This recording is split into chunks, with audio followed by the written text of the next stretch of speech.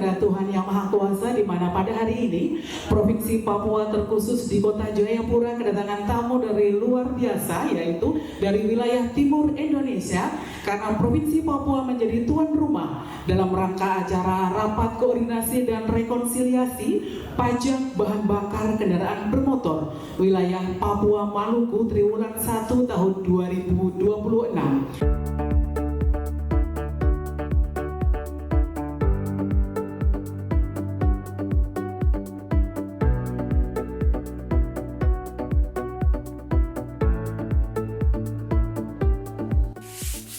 Tujuan dari kegiatan rapat dan BPKB ini adalah satu, melakukan rekonsiliasi penerimaan BPKB triwulan 1 tahun 2026 antara pemerintah daerah di wilayah Papua Maluku dengan PT Pertamina Patraniaga.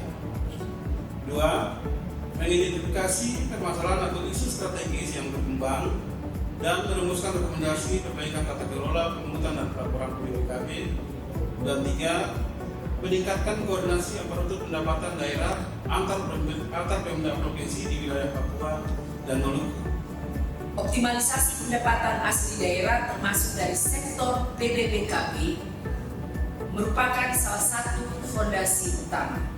Pendapatan daerah yang kuat akan mendukung pembiayaan pembangunan yang berorientasi pada peningkatan kualitas pendidikan, kesehatan, infrastruktur, serta kesejahteraan masyarakat Papua secara menyeluruh. Saya mengajak seluruh peserta rekonsiliasi untuk berperan aktif, tidak hanya dalam proses klarifikasi data, tetapi juga dalam menggali potensi-potensi pajak yang belum teridentifikasi secara optimal.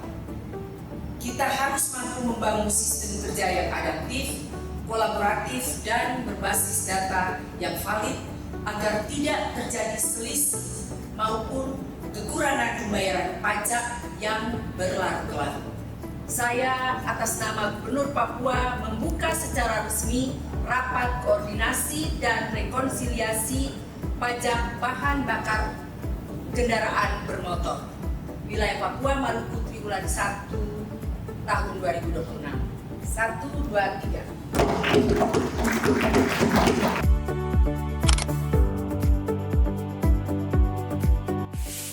BPKB itu salah satu pendapatan strategis ya, di Provinsi Papua, di mana secara real bahwa semakin tinggi aktivitas ekonomi, maka semakin tinggi juga orang menggunakan bahan bakar kendaraan bermotor.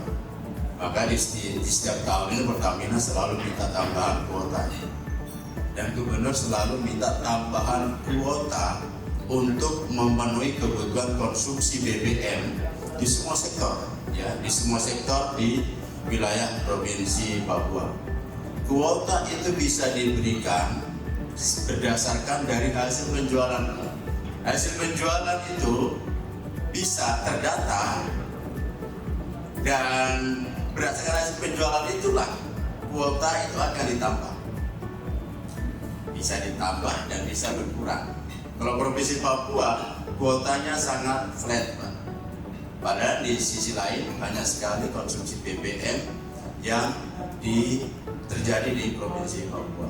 Kalau misalkan kuotanya itu flat, ada indikasi bahwa banyak beribu-ribu liter itu tidak tercatat, ya. Itu yang menjadi problem saat ini. Terus yang berikutnya, dampak dari tidak tercatat tadi, penjualan tadi yang berkonsekuensi terhadap pajak bahan bakar kendaraan bermotor, maka kita punya PBBKB itu fluktuatif. Idealnya ketika konsumsi itu meningkat, penjualan itu meningkat, maka PBBKB juga akan meningkat.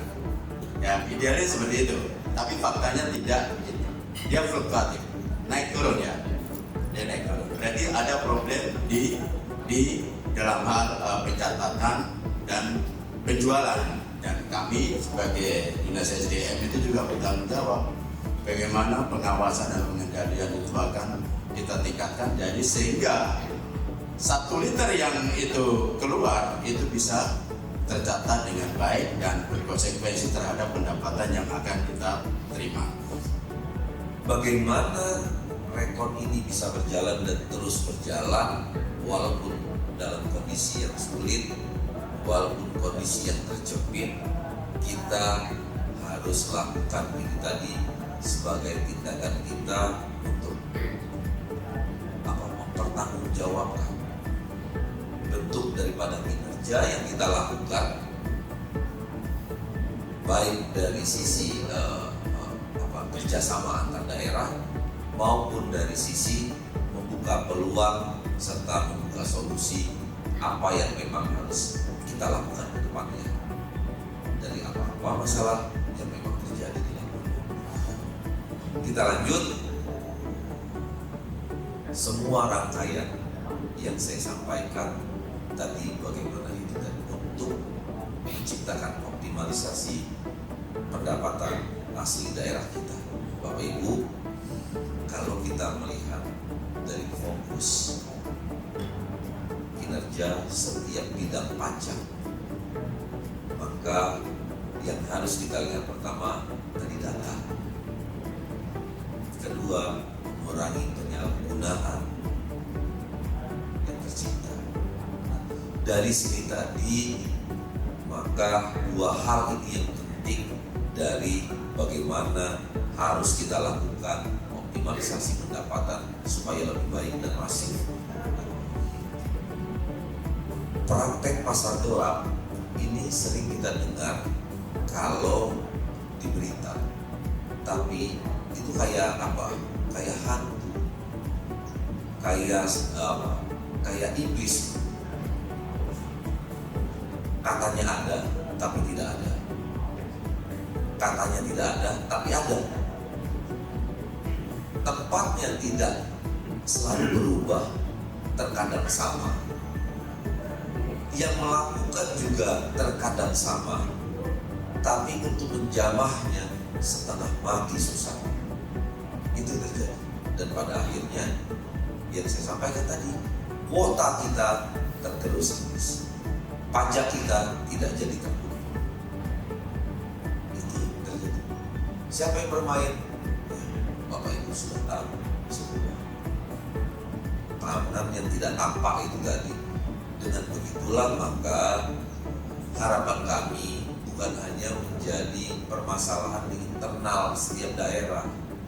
Mari ketika sudah melihat itu, sekarang zamannya itu sudah Bapak Ibu semua sudah pegang handphone yang punya kamera. Ini menjadi bukti. Kalau kita melihat dari sisi asas ilmu, maka untuk membuktikan itu sah dianggap penyalahgunaan, itu ada saksi dan ada bukti. Di sebelah kanan ini jumlah BBM yang tersalurkan baik untuk yang bahan bakar subsidi maupun non subsidi, ini total di 404,94 ribu kiloliter dengan nilai total PPBKB yang kami setorkan di 241,33 miliar. Ini terdiri dari 8 provinsi di Papua dan Maluku. Jadi kalau kita lihat rincian breakdown per produknya, ini memang yang paling dominan penjualan di rincian Papua Maluku ini di produk biosolar. Ini di angka 168,9 ribu kiloliter. Kemudian di provinsi Papua, tuan rumah kita rekor hari ini di 30,1 miliar rupiah. Papua Barat 23,7 miliar, kemudian Papua Selatan 36,1 miliar, Papua Pegunungan 3,1 miliar, Papua Tengah 17,96 miliar, dan Papua Barat Daya 27,01 miliar. Nah, dari summary ini mungkin ada yang ingin dikonfirmasi.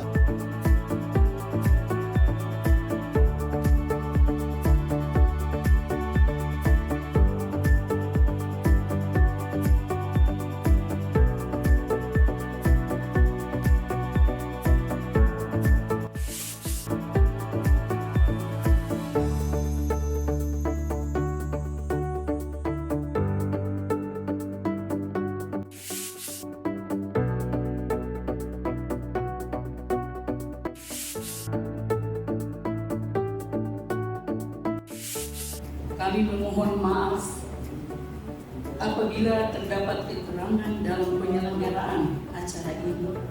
Semoga hasil rapat ini membawa dampak positif bagi peningkatan pendapatan asli daerah di seluruh wilayah kita. Rapat Koordinasi dan Rekonsiliasi PBBKB Wilayah Papua Maluku Triwulan 1 tahun 2026 secara resmi kami tutup. Terima kasih. Assalamualaikum warahmatullahi wabarakatuh. Tuhan memberkati kita semua. Gubernur Papua tertanda Komjen Polisi Purnawirawan Matius D. Fakini, SIK, MSI.